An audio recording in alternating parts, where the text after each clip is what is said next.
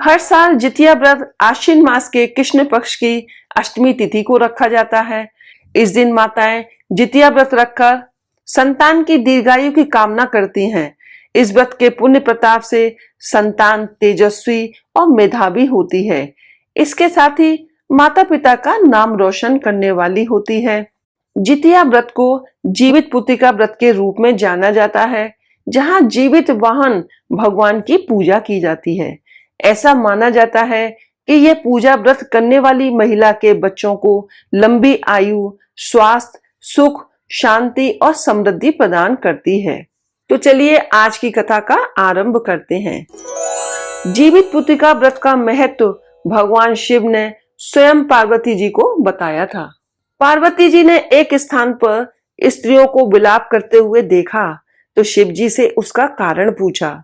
शिव जी ने बताया कि इन स्त्रियों के पुत्रों का निधन हो गया है, इसलिए ये विलाप कर रही हैं। पार्वती जी बहुत दुखी हो गईं।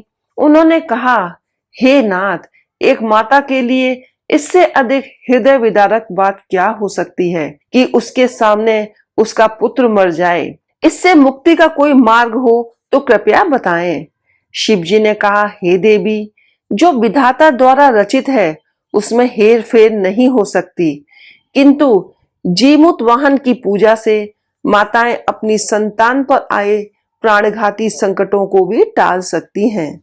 जो माता आश्विन मास की कृष्ण पक्ष की अष्टमी को जीमूत वाहन की पूजा विधि विधान से करेंगी, उसकी संतान के संकटों का नाश होगा। पार्वती जी के अनुरोध पर शिव जी ने उन मृत बालकों को पुनः जीवित कर दिया। इस कारण ही इसे जीवित पुत्रिका व्रत कहा जाता है। गंधर्वों के राजकुमार का नाम जीमूत वाहन था। वे बड़े उदार और परोपकारी थे। जीमूत वाहन के पिता ने वृद्धावस्था में वानप्रस्थ आश्रम में जाते समय इनको राज सिंहासन पर बैठाया, किंतु इनका मन राजपाट में नहीं लगता था। वह राज्य का भार अपने भाइयों पर छोड़कर स्वयं वन में पिता की सेवा करने चले गए। वन में ही जीमूत वाहन को मलयवती नामक राजकन्या से भेंट हुई और दोनों में प्रेम हो गया। एक दिन जब वन में भ्रमण करते हुए जीमूत वाहन काफी आगे चले गए, तब उन्हें एक वृद्धा विलाप करती हुई दिखी। पूछने पर वृद्धा ने रोते हुए बताया, मैं नाग वंश की स्त्री हूँ, मुझे एक ही पुत्र है। पक्षीराज गरुण के कोप से मुक्ति दिलाने के लिए नागों ने ये व्यवस्था की है। ये गरुण को प्रतिदिन भक्षण हेतु एक युवा नाग सौंपते हैं। आज मेरे पुत्र शंखचूड़ की बलि का दिन है।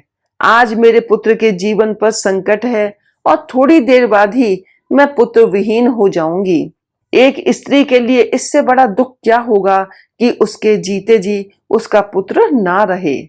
जीमूत वाहन को यह सुनकर बड़ा दुख हुआ। उन्होंने उस वृद्धा को आश्वस्त करते हुए कहा, डरो मत, मैं तुम्हारे पुत्र के प्राणों की रक्षा करूंगा। आज उसके स्थान पर स्वयं मैं अपने आप को उसके लाल कपड़े में ढककर वध्यशिला पर लेटूंगा, ताकि गरुण मुझे खा जाए पर तुम्हारा पुत्र बच जाए।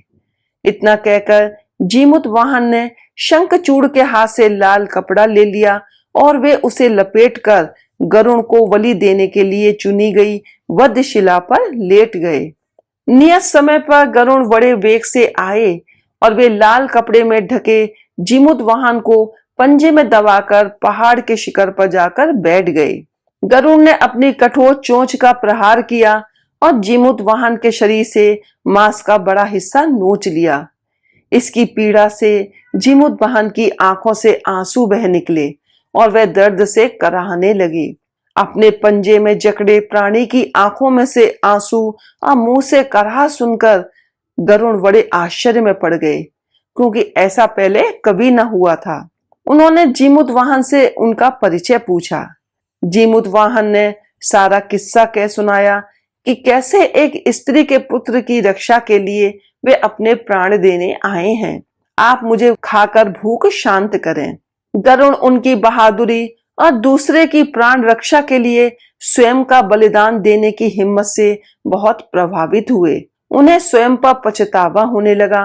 वह सोचने लगे कि यह एक मनुष्य है जो दूसरे के पुत्र की रक्षा के लिए स्वयं की बलि दे रहा है, और एक मैं हूं जो देवों के संरक्षण में हूं किंतु दूसरों की संतान की बलि ले रहा हूं। उन्होंने जीवित वाहन को मुक्त कर दिया। गरुड़ ने कहा, हे उत्तम मनुष्य, मैं तुम्हारी भावना और त्याग से बहुत प्रसन्न हूं। मैंने तुम्हारे शरीर पर जो घाव किए हैं उसे ठीक कर देता हूं। तुम अपनी प्रसन्नता के लिए मुझसे कोई वरदान मांग लो। राजा जीमुत वाहन ने कहा कि हे पक्षीराज गरुड़, आप तो सर्व समर्थ हैं। यदि आप प्रसन्न हैं और वरदान देना चाहते हैं तो आप सर्पों को अपना आहार बनाना छोड़ दें। आपने अब तक जितने भी प्राण लिए हैं उन्हें जीवन प्रदान करें। गरुड़ ने सबको जीवन दान दे दिया और नागों की बलि न लेने का वरदान भी दिया। इस प्रकार जीमुत वाहन के साहस से नाग जाति की रक्षा हुई। गरुड़ ने कहा, तुम्हारी जैसी इच्छा वैसा ही होगा। हे राजा, जो स्त्री तुम्हारे इस बलिदान की कथा सुनेगी और विधि पूर्वक व्रत का पालन करेगी, उसकी संतान मृत्यु के मुख से भी निकल जाएगी। तब से ही पुत्र की रक्षा हेतु जीमुत वाहन की पूजा की प्रथा शुरू हो गई। ये कथा कैलाश पर्वत पर भगवान शंकर ने माता पार्वती को सुनाई थी। जीवित पुत्रिका के दिन भगवान श्री गणेश, माता पार्वती और शिव जी की पूजा एवं ध्यान के बाद यह कथा सुननी अवश्य चाहिए।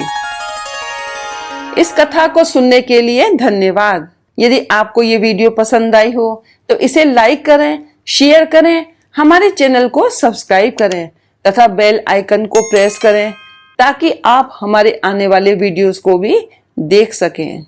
हर हर महादेव, जय भोलेनाथ।